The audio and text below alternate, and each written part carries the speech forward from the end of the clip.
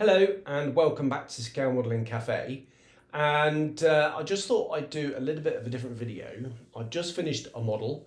It's a conversion of the Eduard Spitfire Mk.IIc in 72nd scale into a Seafire Mk.IIc, which is effectively a navalised Spitfire Mk.V. First of all, a little bit of an apology. I'm still poorly actually, recovering, but I am improving.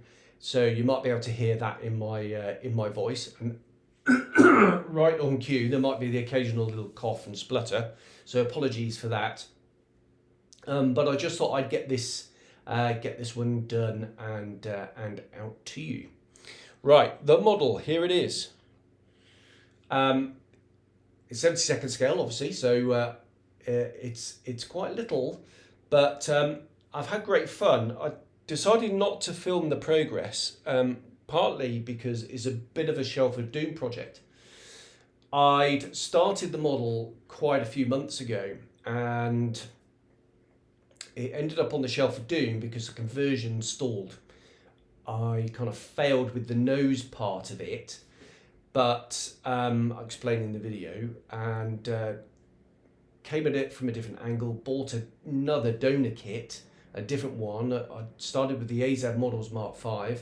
I then bought the Airfix Mk.V, and that worked a lot better. And I just thought though, rather than just filming everything and doing the editing, is I'm not 100%, and I just wanted to finish the thing off, and it's a bit of a mojo builder for me, rather than all that hideous editing. So rather than me waffle on here, why don't we nip over to the bench and I'll go through the details of the conversion of itself, and you can have a closer look at the model, and then we'll have a chat at the end. Okay, let's pop over. Okay, here we are at the bench then, and here is the model. And we'll pick it up, and I'll pick up my little pointy stick. And yeah, quite an involved conversion actually, with quite a few elements. So things to talk about are obviously the nose, to convert it into the Mk.V Spitfire airframe. All the Seafire bits, so the strengthening bar down the side, and obviously the hook on the rear fuselage. Let's flip it around there.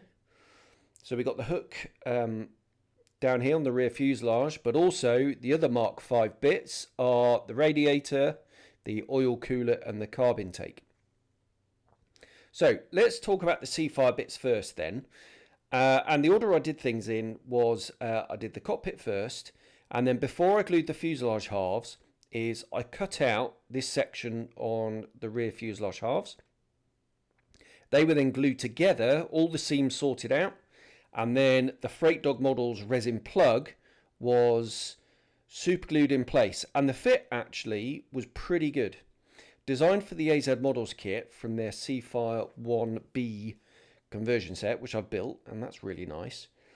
And it was just a little bit wide, so all I did was I mixed up some Mr. Hobby filler, the epoxy stuff, and I just spread it in there, sanded everything down to match the contours, and then re-scribed and re-riveted the sort of seam line and around here. The hook itself, this panel line where the hook goes, was deepened with a razor saw at the same time. I was just a bit worried that with the sanding I was going to lose that definition. But yeah, really pleased with how that turned out.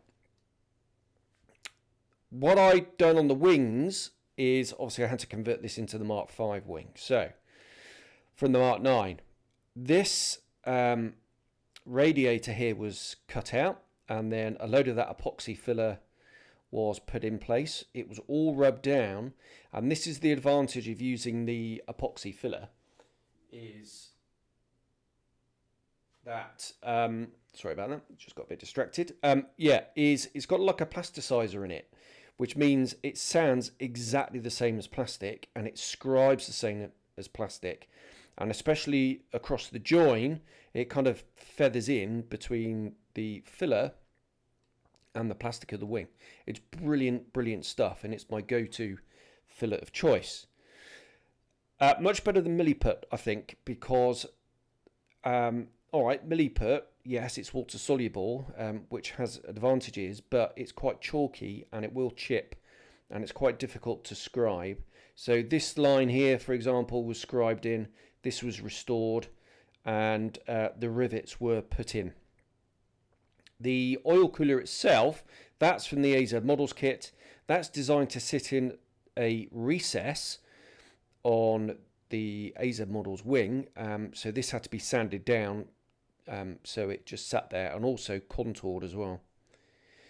The radiator on the other side, what I did is I tried to use the Airfix and AZ Models radiator, but these contours here ended up looking a little bit messy. So what I did is I sanded down the radiator itself inside until the Airfix radiator cover fit over the top nice and snug.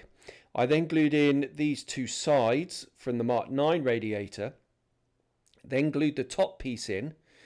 What that gave me was the correct depth then, so then I could sand the sides here down to match the contours, thus sort of shortening or decreasing the depth of the radiator.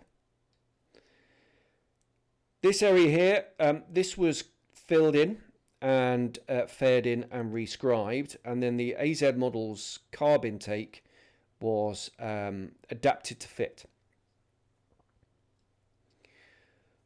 So moving on to the nose end. So the reason why this was a shelf queen was I'd cut the nose off, and then I tried to get the AZ Models nose to fit, and I couldn't make it work. Therefore, I ended up buying the Airfix kit, cutting the nose off that, and then adapting it to fit. The fit was pretty good, but this area here was a little bit too short, about maybe 1 mil, maybe 1.5 millimeters. Whereas obviously at the front it was perfect. Obviously it has to be for the spinner. Therefore, what I did is I glued in a plastic strip, a thick piece of plastic card that I'd cut down. I then sanded it so the card was at 0 here, and then the correct depth at the back. So in other words, this angle is a little bit steeper than the Mk.V was in reality, but it meant that this cover piece would fit much better at the back end. Talking of which, the AZ Models kit and the Airfix part actually stop here. On both those kits, on the Mk.V Spitfire kit, this wing runs all the way across. But you can see here there's a cutout, which and no panel line, which Eduard have got correct. The other two, you'll end up with a join here, which would be quite difficult to remove, I think. So what I did is I cut the rear part from the Mk.IIc, which was obviously too long. I cut that off, grafted it onto the back of the Airfix kit, bit of filler. All this detail here was rescribed, and then it was just fettled for a really nice fit in there. The spinner is from the AZ Models kit because it was I felt it was a little bit sharper than the Airfix one. And then the last thing to do was pretty much the easiest bit, which was adding the strengthening plates. So, friend of the channel Nige, he'd cut the vinyl for the longitudinal part and the slinging point. So these were just two bits of vinyl layered on top of each other, and then I just used a punch to make the impression of the actual slinging hook point itself. What Nige unfortunately has forgotten to do was this portion here, the bit around the radio bay. So using the same set of plans that I sent him, is I designed that myself, and I cut that on a spare piece of white vinyl that Nige had used for these bits. And I'm pleased to say that bit worked really, really well. The rest of the airframe went together really nicely. I replaced the barrels with some master brass parts, and the rest of it, like I say, was really straightforward. Once I'd done all the major construction work, it was really quite quick to finish off. Painting wise, all the main markings here are done by masks. So the white was painted, the masks put on, the red was then painted, the masks put on, the yellow for the roundel was done, and then the camouflage. So the sky, including the band obviously, the dark slate grey and the extra dark sea grey, all from MRP. That was all sprayed on and lightened a bit. Just sort of, my standard post shading technique. And then the blue was sprayed on. Excuse me. It had a layer of clear varnish over the top. And then actually these bits here are decals. Spare decals from the spares box. And these were just a bit too fine. Nige had cut them, but I don't think that would have worked. And it was much easier to use decals on this small scale. Especially for the Royal Navy, there's no way that's going to work. Maybe using frickin' laser beams to cut it out. And guess what? Nigel's bought a frickin' laser beam machine. So looking forward to trying those in due course. And there we are. Yeah, that was the end of the project. So I now have an Eduard Seafire Mk.IIc in my collection, and I'm really, really pleased with it. It's a bit of a unique model. It's not going to win any prizes. I did finish it off whilst I've been poorly, and I'm still a little bit poorly actually, still a little bit under the weather, as you might be able to hear from the voice. But yeah, really pleased with how this came out actually. So a little bit of a different video from me, a bit of an explainer on how I've done this conversion rather than filming it and editing it, but a bit of a mojo builder for me. I'm still in the middle of editing the F14 and I just wanted to get this done. So there we are. Let's pop back over to the chair and we'll have a bit of a wash up. Okay, there we are. That is the conversion in detail. I'll just go and pick the model up again. I really like how this has turned out actually, considering this was a Shelf of Doom and it nearly got binned actually, but I'm so glad I persevered with it because I really like it and it's going to go really well with my Seafire collection. So I did a series of Seafires for Model Airplane International magazine quite a few years ago now, and I think I did about 5 or 6 various different conversions. Or kits, in fact, quite a few conversions.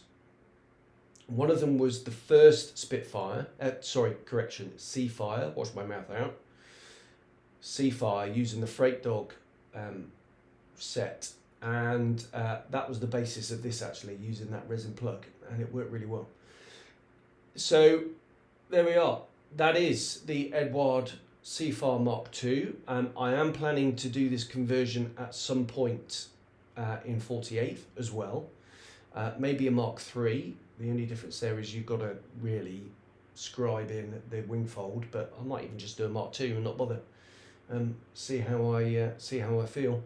But there we are. This may be the only Eduard Seafire in the world, which is really quite cool. And if Eduard don't produce a Mark V in 72nd scale this year, I may well do it again, but as a Malta Mark V, which I'm going to do in 48th, and I quite fancy that in 72nd. So there we are. Okay, I hope you enjoyed that little bit of a different video from me. Maybe I'll do a few more like this going forward. We shall see. But until then, I'll see you on the next one. So cheers, bye-bye.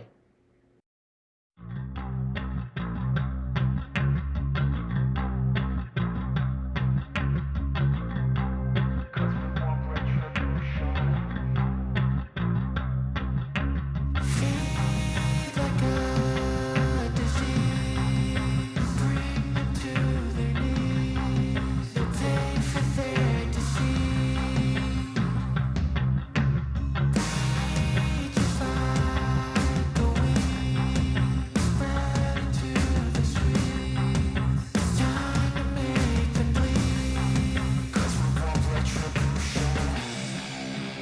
want retribution.